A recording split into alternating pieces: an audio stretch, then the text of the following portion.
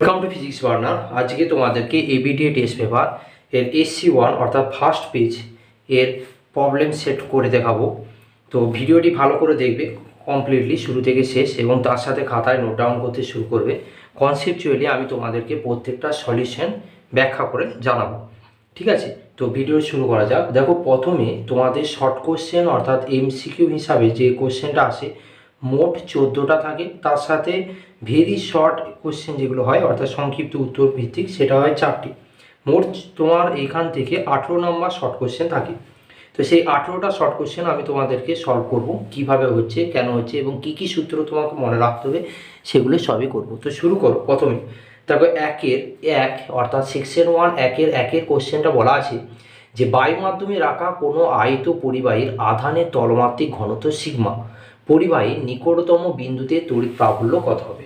Option দেখো দেওয়া আছে 0, সিগমা 1 আর সিগমা বাই এপসিলন 0। দেখো এরপরে তোমাকে দেখো অ্যান্সারটা আমি এখানে করে দেখিয়েছি কিভাবে হচ্ছে। দেখো, তলমাত্রিক ঘনত্ব হয় সিগমা, তলমাত্রিক ঘনত্ব কী হয় সিগমা, আর সিগমা হলে এবং নিকট বিন্দুতে তড়িৎ প্রাবল্যর মান হয় ই সমান সিগমা বাই এপসিলন 0। তড়িৎ প্রাবল্যকে ই দিয়ে ডিনোট করা হয়, ঠিক আছে? এটা আমরা কোথা থেকে পেয়েছি? এটা আমরা কুলম্বের উপপাদ্য থেকে পেয়েছি, যে কুলম্বের উপপাদ্য থেকে এই ইকুয়েশনটা করা যায়। কুলম্বের উপপাদ্যে অরিজিনালি ইকুয়েশনটা কি আছে? ই সমান সিগমা বাই কে এপসিলন 0। কেটা কি পরাবৈদ্যুতিক ধ্রুবক অর্থাৎ কনস্ট্যান্ট হিসাবে ধরা হয়। তাহলে এখানে অপশন কোনটা আসছে? অপশন ডিটা উত্তর হচ্ছে। তো কোনটা হবে? ই সমান সিগমা বাই এপসিলন 0, অপশন ডিটা। পরের কোশ্চেন দেখো, একটি সমান্তরাল পাত ধারকে আয়িত করে ব্যাটারি থেকে বিচ্ছিন্ন করা হলো। এখন পাত দুটির মধ্যে দূরত্ব বাড়ালে আধান আর বিভব কি পরিবর্তন হবে? সমান্তরাল পাত ধারকের ধারকত্ব অর্থাৎ আমাদের যখন ইলেকট্রোস্ট্যাটিক চ্যাপ্টার পড়বে সেই জায়গাতে দেখবে সমান্তরাল পাত ধারকে ধরো একটা তারে একটা পরিবাহী তারের মধ্যে আমি ধনাত্মক আধান আহিত করছি, সেটা ভিতর ও বাইরে সমস্যাটায় ধনাত্মক আধান আছে। এখন তার সামনে প্রান্তে বিপরীত আধান দ্বারা আবেশী হবে এবং দূরবর্তীতে আবিষ্ট আধান উৎপন্ন হবে। এখন এদের দুজনের মধ্যবর্তী দূরত্ব যদি আমি বাড়াই, দেখো সূত্রতে আমরা পড়েছিলাম যে সমান্তরাল পাত ধারকের ধারকত্ব কোন কোন বিষয়ের উপর নির্ভর করে। সেই নির্ভরের জায়গাতে বলেছিলাম যে মধ্যবর্তী দূরত্ব যদি বাড়ানো হয় তাহলে ধারকের ধারকত্ব কী হবে? হ্রাস পাবে। অর্থাৎ বলতে পারে যে পাত দুটির মধ্যবর্তী দূরত্ব বাড়ালে তার ধারকত্ব কমবে। তাহলে দেখতে পাচ্ছ ধারকত্ব যদি কমে যায় তাহলে আমরা কি লিখতে পারি? আমরা জানি কিউ সমান সিবি, তাহলে ভি সমান কত লেখা যায়? Q by C. তাহলে ভি এর সাথে অর্থাৎ বিভবের সাথে সিটা কীভাবে ডিপেন্ড করছে? ক্যাপাসিটারটা ব্যস্তানুপাতিক। তাহলে যদি ধারকত্ব কমে যায় তাহলে সঙ্গে সঙ্গে তার বিভব কী হবে? বাড়বে। তাহলে বিভব কী হবে? বাড়বে। তাহলে একটা উত্তর পেলাম কি? বিভব বাড়বে। এখন এখানে মনে রাখবে যে এই যে ঘটনাটা হয় অর্থাৎ সমান্তরাল পাত ধারকের ধারকত্বে যখন আহিত করে ব্যাটারিকে সরিয়ে দেওয়া হলো তখন তার আধানের কোনো পরিবর্তন হয় না, অর্থাৎ মোট আধানটা সর্বদা কী থাকে? ধ্রুবক থাকে। তাহলে উত্তরটা কী হবে? আধানটা ধ্রুবক হবে আর বিভবটা কী হবে? বাড়বে। তাহলে বিভব বাড়বে অর্থাৎ তোমাদের অপশন ডিটা উত্তর হচ্ছে। অপরিবর্তিত থাকবে, কমা বাড়বে। ঠিক আছে, ব্যাপারটা বুঝতে পেরেছো কী ব্যাপারটা? তাই এই হলো ব্যাপার। এইখানটা থেকে তোমাদের খুব ইম্পর্টেন্ট যেটা, সেটা হচ্ছে সমান্তরাল পাত ধারকের ধারকত্ব রাশিমালা, ইম্পর্টেন্ট জিনিস। হাফ সিবি স্কোয়ার অর্থাৎ তোমার স্মৃতিশক্তি যে রাশিমালাটা হয় এটা ইম্পর্টেন্ট সমান্তরাল পাত ধারকের ধারকত্বে চ্যাপ্টারটাতে। আচ্ছা, আর এছাড়া কোন কোন বিষয়ের উপর ধারকত্ব নির্ভর করে এটা খুব ইম্পর্টেন্ট হয়ে যায়। এরপরে পরবর্তী কোশ্চেনে দেখো, পরবর্তী কোশ্চেনে কি বলা আছে। দেখো পরবর্তী কোশ্চেনে বলা আছে অর্থাৎ আমাদের কোশ্চেন নাম্বার 3-এ একটি অসম ধাতব পরিবাহীর মধ্য দিয়ে তড়িৎ প্রবাহের সময় পরিবাহীর দৈর্ঘ্য বরাবর কোন রাশিটি ধ্রুবক হবে। খুব ভালো কোশ্চেন বলেছে।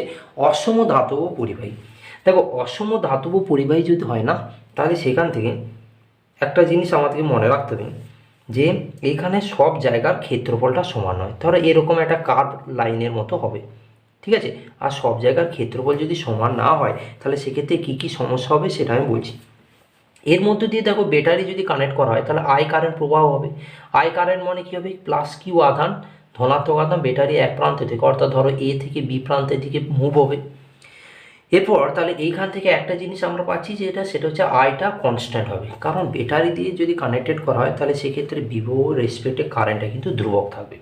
দ্বিতীয় জিনিস আমরা বিচলন বেগ বা ড্রিপ ভেলোসিটি থেকে পড়েছি যে আই সমান এন ই এ ভিডি। ভিডি মানে ড্রিপ ভেলোসিটি। দেখো যেহেতু ক্ষেত্রফলটা সমান নয় অর্থাৎ এটা তোমার ধ্রুবক নয়। তার জন্য কী হবে, ক্ষেত্রফলের উপর তো তার ড্রিপ ভেলোসিটি ডিপেন্ড করবে, কারণ ড্রিপ ভেলোসিটি মানে কি ইলেকট্রনের বিচলন বেগ, আর ইলেকট্রনের বিচলন বেগ ডিপেন্ড করবে কি তার ক্ষেত্রফল। ক্ষেত্রফল যত বেশি হবে ইলেকট্রন তত প্রবেশ করতে পারবে, অত তার বিচলন বেগটা বৃদ্ধি পাবে। তাহলে ক্ষেত্রফল যদি চেঞ্জ হয় অর্থাৎ সেই জায়গাতে অসম, এই কথাটি খুব ইম্পর্টেন্ট। যদি সুষম বলতো তাহলে সেক্ষেত্রে কী হতো না, ক্ষেত্রফলটা এবং তার সাথে বিচলন বেগ দুটোই কনস্ট্যান্ট থাকতো। কিন্তু এখন কি বলেছে, অসম বলার জন্যে অনলি কারেন্টই ধ্রুবক হবে, সে ছাড়া ক্ষেত্রফল ধ্রুবক হবে না এবং তার বিচলন বেগ এটাও ধ্রুবক হবে না। তাহলে এরা দুজন পরিবর্তনশীল হবে, শুধুমাত্র আমাদের কারেন্টই ধ্রুবক হবে। অর্থাৎ এক্ষেত্রে দেখো অপশন সিটা হচ্ছে কারেক্ট অ্যান্সার। তাহলে কোনটা উত্তর হবে, অপশন সি। তাহলে অপশন সি হচ্ছে তোমাদের কারেক্ট অ্যান্সার হিসাবে ধরে নেওয়া যাবে। এরপরে কোশ্চেন দেখো, কোশ্চেন নাম্বার 4 কোশ্চেন কি বলেছে। 4 কোশ্চেন দেখো বলেছে, ভালো করে বুঝবে। 4 কোশ্চেন বলেছে একটি সুষম চৌম্বক ক্ষেত্রে একটি চুম্বককে স্থাপন করলে সেটির উপরে কি ঘটবে। অপশন এতে আছে বল থাকবে টর্ক থাকবে না, বিতে আছে টর্ক থাকবে বল থাকবে না, সিতে আছে বল ও টর্ক উভয়ই থাকবে, আর ডিতে বল ও টর্ক কোনোটি থাকবে না। দেখো ইয়েটা বলেছে কোশ্চেনটাতে সুষম চৌম্বক ক্ষেত্র, ভেরি ভেরি ইম্পর্টেন্ট কথা। এই সুষম চৌম্বক ক্ষেত্রে চুম্বক যদি একটা স্থাপন করা হয়, ম্যাগনেটকে যদি এস্টাবলিশ করা হয়, তাহলে সেক্ষেত্রে আমাদের ক্রিয়াশীল বল হয় চৌম্বক বল এফ সমান হয় Q into V cross B, এটা হচ্ছে সূত্র। তাহলে Q into V cross B যদি ক্রিয়াশীল হয় তাহলে সেক্ষেত্রে এফ ভি বি কেমনভাবে কাজ করছে দেখতে পাচ্ছ। যদি বিটাকে আমরা যদি এক্স অ্যাক্সিস করি, ভিটাকে যদি ওয়াই অ্যাক্সিস করি, তাহলে এফটা জেড অ্যাক্সিস, এইভাবে চলবে। তাহলে এই এফ সমান Q into V cross B অর্থাৎ Q into V B sine theta. এর আগের আমি যখন আমাদের একটা পেজকে করেছিলাম তখন এই সূত্রটাকে আবার ইউজ করেছিলাম, হ্যাঁ, গত ক্লাসে। তাহলে এফ সমান Q into V cross B যদি হয় তাহলে দেখতে পাচ্ছ যে সুষম চৌম্বক ক্ষেত্রে ক্ষেত্রে ক্রিয়াশীল বল কাজ করে। আবার আমরা জানি কি টাউ সমান BINA, হ্যাঁ, তাহলে এখানে কি হচ্ছে টর্কও কাজ করছে। তাহলে সুষম চৌম্বক ক্ষেত্রের উপরে বল এবং টর্ক দুটোই ক্রিয়াশীল হবে।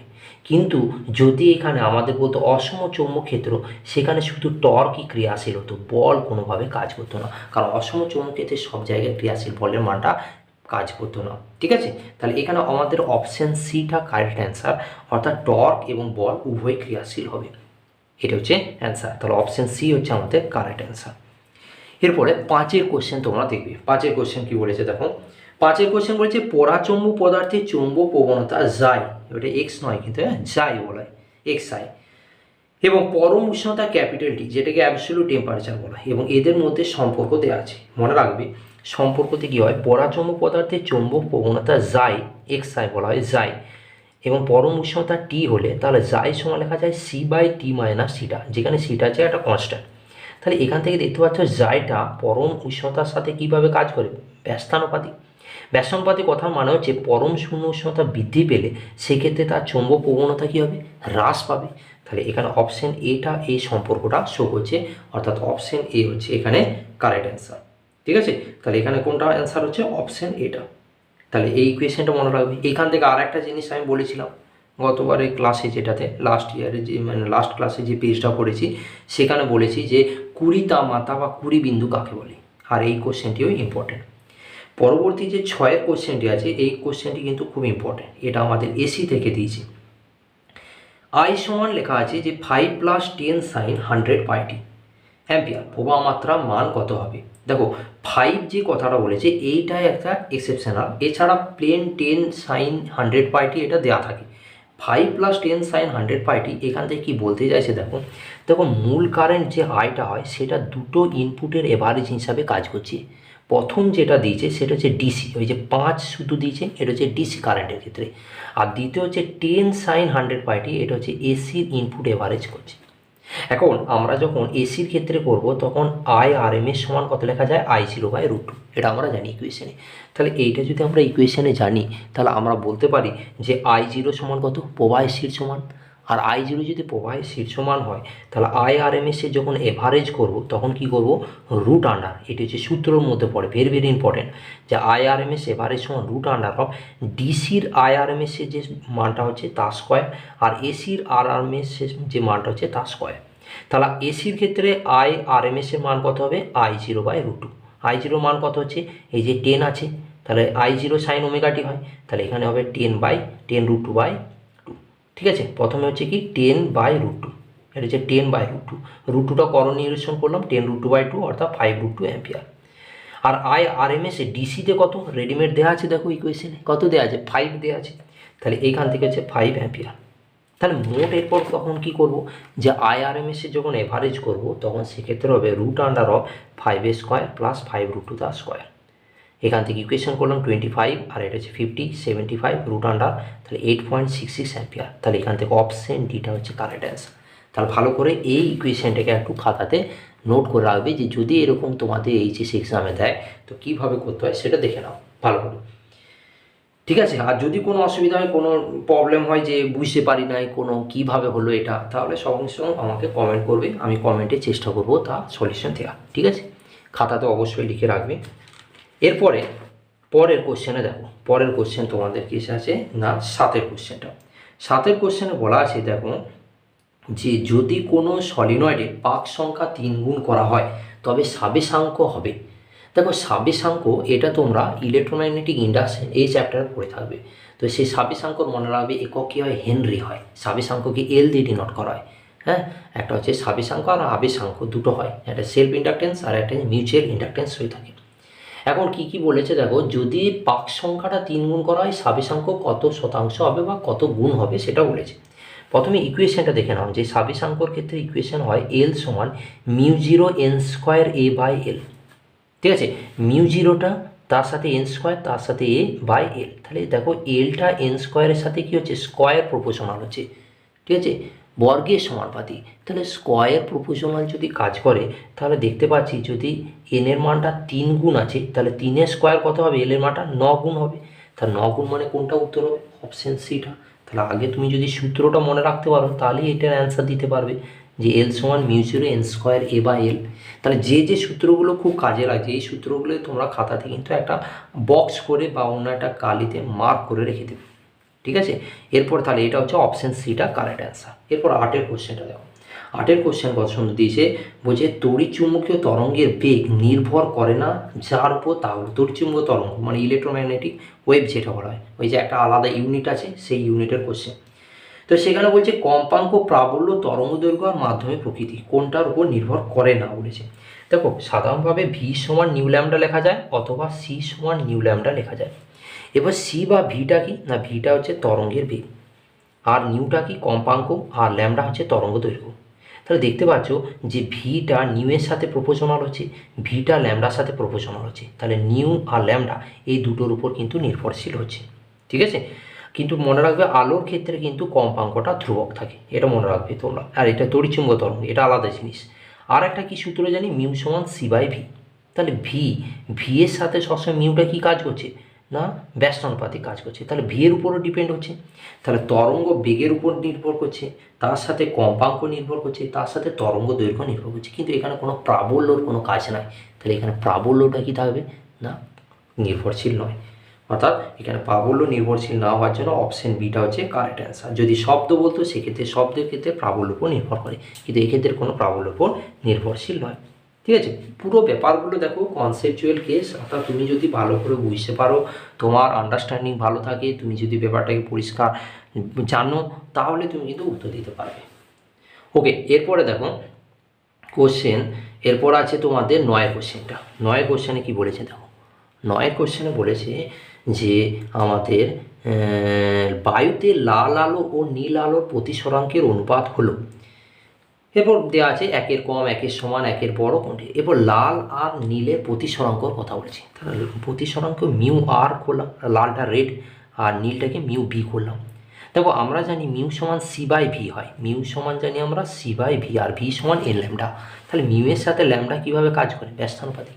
আর ব্যস্তানুপাতিক হওয়ার মানে হচ্ছে যার তরঙ্গ দৈর্ঘ্য বেশি তার প্রতিসরাঙ্ক কম।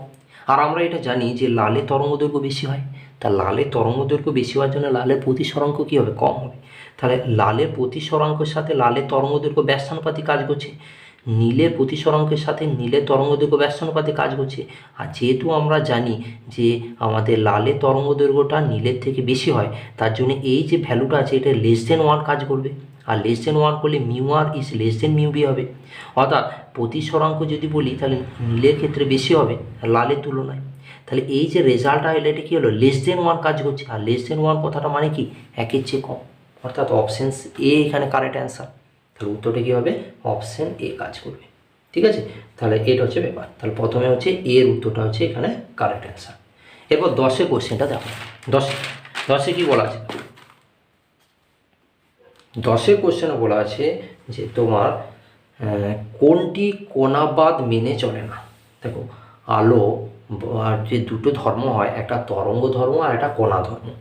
তো এখানে সে দ্বৈত সত্তার ব্যাপারটা আসে।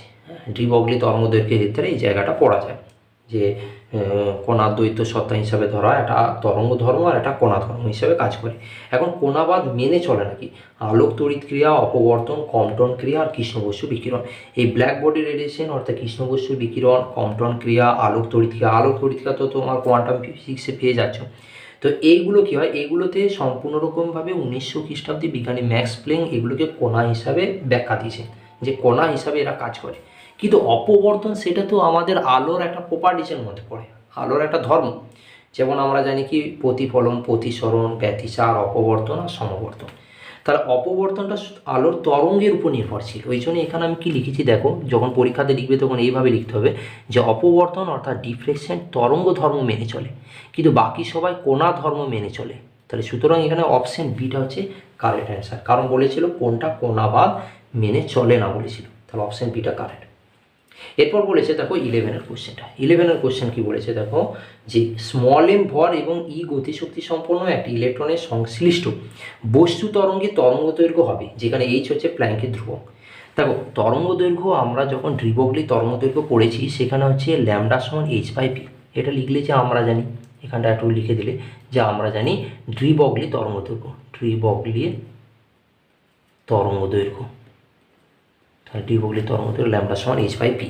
আর আমরা জানি পিটা কি, পিটা হচ্ছে মোমেন্টাম অর্থাৎ ভরবেগ। তাহলে পি সমান √2mE। ইটা কি গতিশক্তি, এটা একটা রিলেশন হয়। ঠিক আছে, তাহলে এই রিলেশনটাকে যদি এখানে পুট করি তাহলে ল্যামডা সমান h/√2mE হয়। তাহলে এই যে ইকুয়েশনটা পেলাম এটাই দেখো অপশান আছে, তাহলে h/√2mE। তাহলে এটা হচ্ছে অপশান ডি। এটা তোমরা ডি ব্রগলি তরঙ্গ দৈর্ঘ্য ওই জায়গাতে পেয়ে যাবে। হ্যাঁ, ভালো করে দেখে নেবে এটা।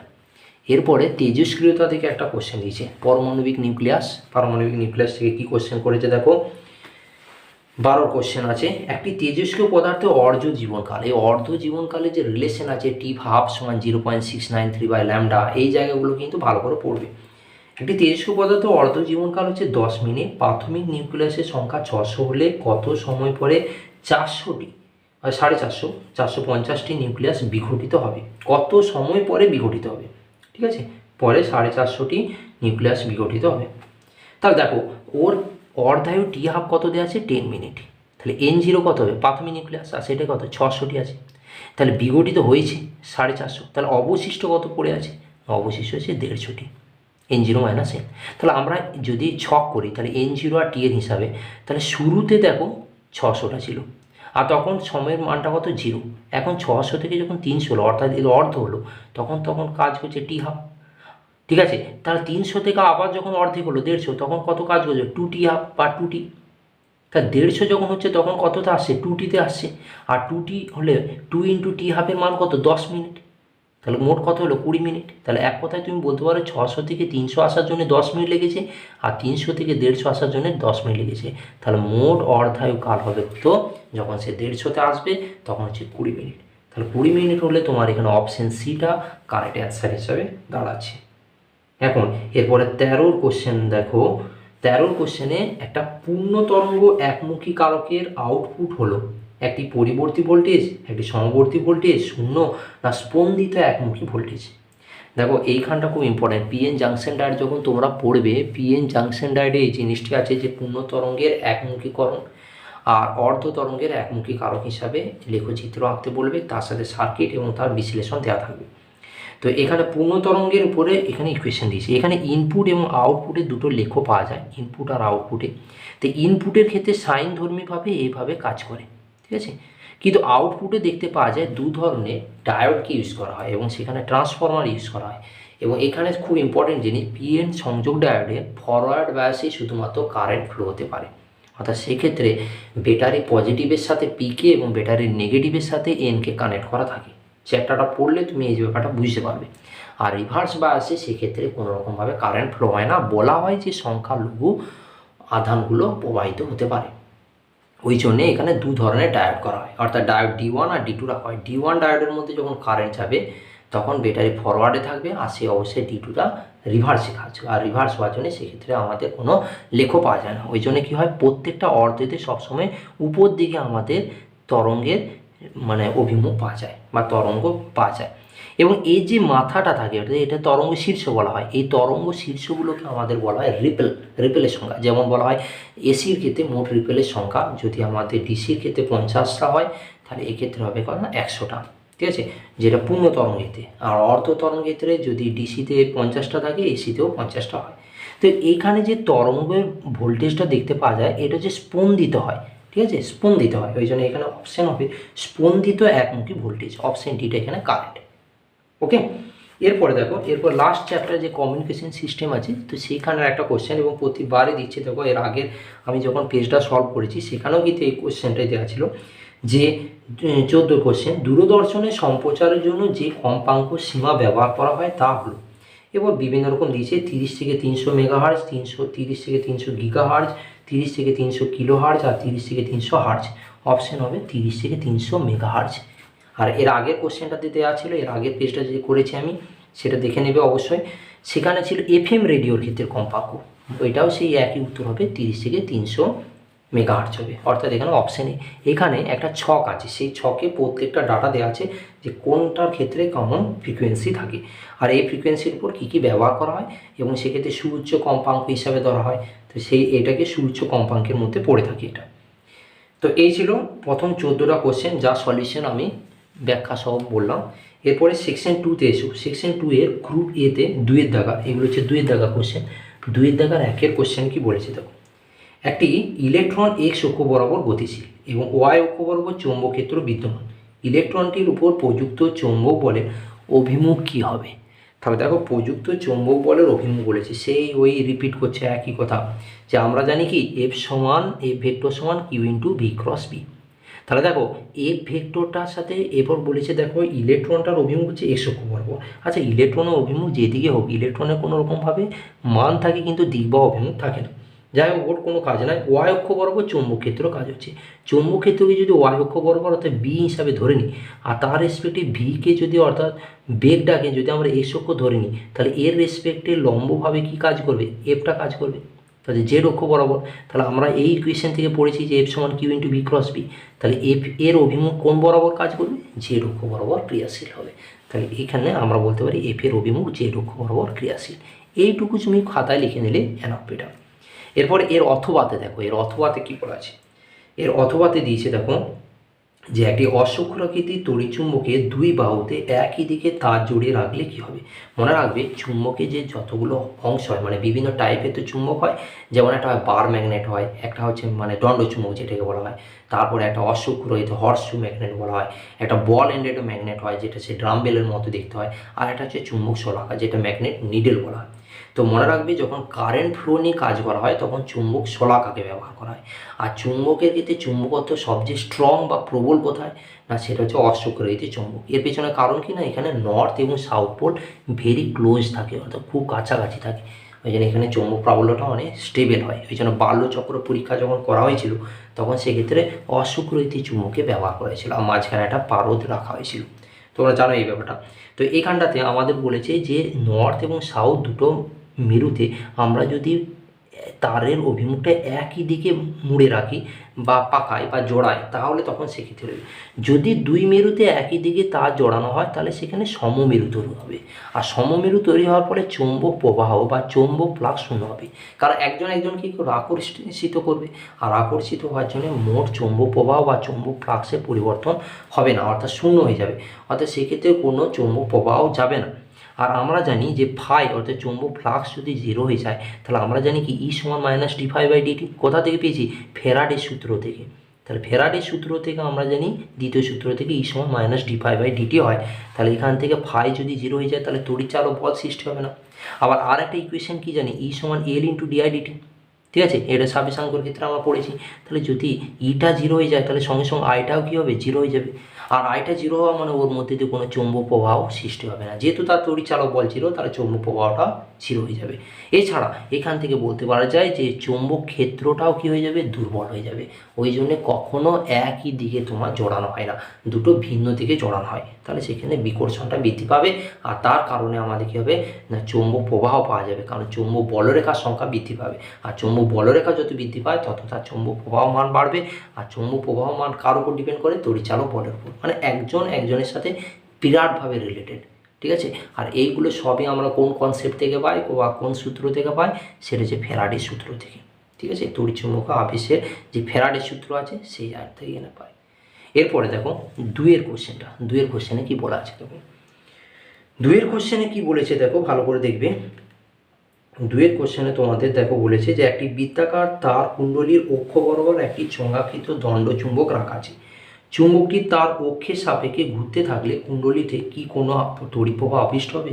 তাহলে বৃত্তাকার তার কুণ্ডলীর অক্ষ বরাবর একটি চোঙাকৃতির দণ্ড চুম্বক রাখা হয়েছে। তাহলে একটা দণ্ড চুম্বক রাখা হয়েছে আর এতে বৃক্ষের অক্ষের রেসপেক্টে। তো এরপর চুম্বকটাকে যদি ঘোরানো হয়, কি বলেছে, এরপর চোঙাকৃতি দণ্ড চুম্বক রাখা আছে, চুম্বকটি তার অক্ষের সাপেক্ষে ঘুরলে, দেখো চুম্বকটি তার অক্ষের সাপেক্ষে যখন এই রোটেট হবে না, এই রোটেট হলে সেক্ষেত্রে তোমার চৌম্বক বলরেখার সংখ্যা সৃষ্টি হবে না, যে চৌম্বক বলরেখা। আর চৌম্বক বলরেখা সৃষ্টি না হলে চৌম্বক ফ্লাক্স তৈরি হবে না, কারণ চৌম্বক ফ্লাক্সকে ফাই দিয়ে ডিনোট করা হয়। আর চৌম্বক ফ্লাক্স সৃষ্টি না হলে সেক্ষেত্রে কী হবে, চৌম্বক আবিষ্ট হবে না, অর্থাৎ সেক্ষেত্রে তড়িৎ প্রবাহ আবিষ্ট হবে না। আর তড়িৎ প্রবাহ আবিষ্ট হবে না মানে সেখানে তড়িৎচালক বলের মানটাও কী হবে, শূন্য হবে। অর্থাৎ এখান থেকে তুমি বলতে পারো যে কুণ্ডলীতে কোনো চৌম্বক বলরেখার সংখ্যা সৃষ্টি হবে না, ফলে চৌম্বক ফ্লাক্স তৈরি হবে না, তাই তড়িৎ প্রবাহ আবিষ্ট হবে না। তাহলে এটি হচ্ছে তোমার উত্তর। ব্যাস, এটুকু লিখে দিলেই তোমার এনাফ। এরপর নেক্সট জায়গা দেখো, পরে তিনের কোশ্চেনটা দেখো। তিনের কোশ্চেন দেখবে, তিনের কোশ্চেনটাতে বলেছে দেখো, উত্তর লেন্সের অর্ধাংশ অস্বচ্ছ পর্যায়ে আবৃত করলে প্রতিবিম্বের উপর কী প্রভাব হবে? দেখো কোনো একটা উত্তর লেন্সের যদি একটা অংশকে যদি আবছা করে দিই, অর্থাৎ অস্বচ্ছ পর্দায় দ্বারা আবিষ্ট করা হয়, তাহলে সঙ্গে সঙ্গে কী হবে না, তার থেকে যে ইমেজ পাবো তার উজ্জ্বলতা কী হবে, হ্রাস পাবে। কারণ সেখানে প্রতিবিম্ব অস্পষ্ট দেখাবে, পরিষ্কার হবে না। কারণ একটা জায়গাকে কী করছো, একটা জায়গাকে তুমি কিছু ইয়েতে ঢেকে দিয়েছো, তাহলে কোনো কাগজে বা কিছুতে যদি অস্পষ্ট করে দাও, তাহলে তার উজ্জ্বলতা হ্রাস পাবে, অর্থাৎ প্রতিবিম্ব অস্পষ্ট দেখাবে। এটা ন্যাচারাল ব্যাপার, এটা হচ্ছে সাধারণ ব্যাপার। কিন্তু হ্যাঁ, একটা জিনিস মনে রাখবে, দর্পণের ক্ষেত্রে যদি জলে ডোবানো হয়, দর্পণে কোনো ফোকাসের পরিবর্তন হয় না, কিন্তু উত্তর লেন্সকে যদি জলে ডোবানো হয় সেক্ষেত্রে তার ফোকাসের পরিবর্তন হয়। এই জিনিসটাকে মনে রাখবে, এটাও কোশ্চেন করে। তারপরে কোশ্চেন হচ্ছে এর অথবাতে দিয়েছে যে পদার্থের কোন অবস্থায় থাকলে পটি বর্ণালী সৃষ্টি হয়। পটি বর্ণালী মানে ব্যান্ড স্পেকট্রাম। পদার্থ যদি আণবিক অবস্থায় অর্থাৎ মলিকুলার স্টেটে হয়, তাহলে সেখান থেকে বিভিন্ন আয়ন পার্টিকেল নির্গত হয়, আর আয়ন পার্টিকেল নির্গত হওয়ার জন্য সেখানে পটি বর্ণালী বা ব্যান্ড স্পেকট্রাম সৃষ্টি হয়। তাহলে এইভাবে লিখতে পারে যে পদার্থ যদি আণবিক অবস্থায় বা মলিকুলার স্টেটে থাকে, তাহলে পটি বর্ণালী উৎপন্ন হয় বা ব্যান্ড স্পেকট্রাম ক্রিয়েট হয়। এরপর লাস্টের যে কোশ্চেনটি আছে অর্থাৎ চারটি, এইটি হচ্ছে আমাদের সেমিকন্ডাক্টরের কোশ্চেন। দেখো সেমিকন্ডাক্টর থেকে কত খুঁটি কোশ্চেন করে, দেখো ভালো করে লক্ষ্য করবে। চারেরটাতে দেখো বলেছে সাধারণ ভূমি ট্রানজিস্টারে বিবর্ধকের চেয়ে সাধারণ নিঃসারক ট্রানজিস্টারে বিবর্ধক বেশি পছন্দ করা হয় কেন?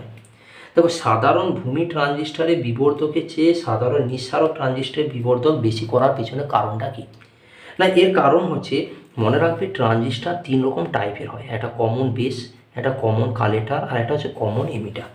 এই তিন ধরনের ট্রানজিস্টারের মধ্যে সবচেয়ে বেশি সিই মোড ট্রানজিস্টার ইউজ করে। সিই কথা মানে হচ্ছে কমন এমিটার, আর কমন কথা মানে হচ্ছে সাধারণ, আর এমিটার কথা মানে হচ্ছে নিঃসারক। ঠিক আছে, ট্রানজিস্টারের তিনটে পার্ট হয়, একটা এমিটার, একটা বেস আর একটা কালেক্টর। মাঝখানে থাকে বেস, এক ধারে থাকে এমিটার আর একটা ধারে থাকে কালেক্টর। ভালো করে পড়লে ওই জায়গাগুলো তুমি বুঝতে পারবে। এবং ট্রানজিস্টার দু রকম হয়, একটা এনপিএন ট্রানজিস্টার, একটা পিএনপি ট্রানজিস্টার।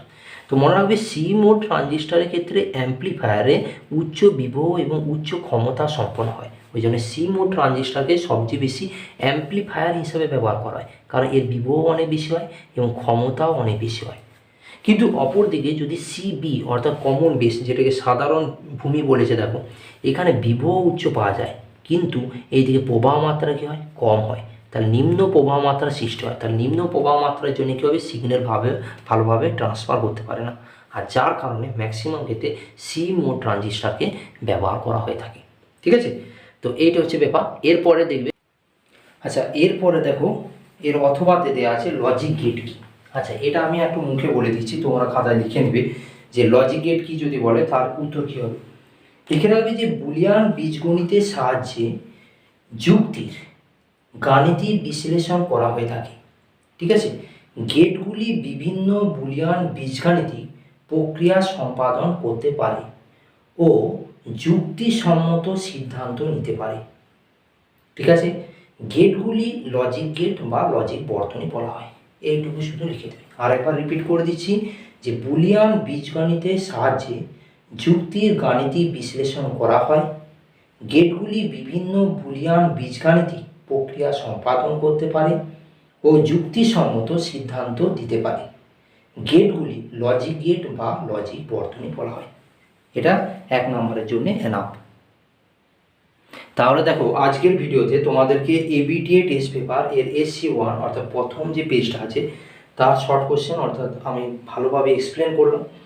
ভালো যদি লাগে অবশ্যই ভিডিওটা লাইক করবে, সাবস্ক্রাইব করবে এবং বন্ধুদেরকে শেয়ার করে দেবে। পাশে থেকো, কন্টিনিউ এইভাবে কিন্তু আমি প্রত্যেকটা MCQগুলোকে রেডি করব। তো আজকের ভিডিও এতটা পর্যন্ত। Bye, thank you.